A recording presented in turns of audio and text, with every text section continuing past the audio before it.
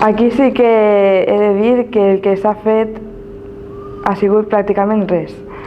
Jo m'he trobat en la pàgina web El Saluda i poqueta cosa més. Per a començar m'he trobat que no tinc tècnics especialitzats en l'àrea, aleshores el primer que vaig fer va ser posar-me en contacte amb la Cívica i treballar amb ells per a veure què podríem fer.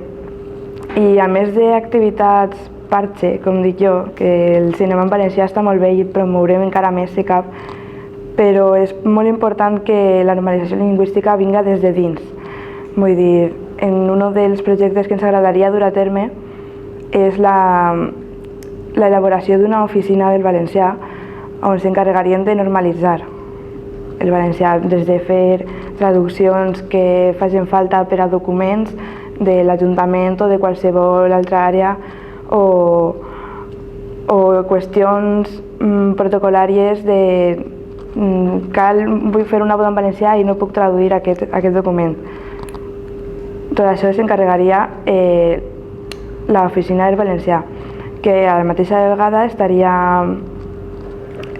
treballarien allí becaris, estudiants en pràctiques, voluntaris i tot aquest tipus de coses, de manera que també donés suport a l'empleo juvenil i bé.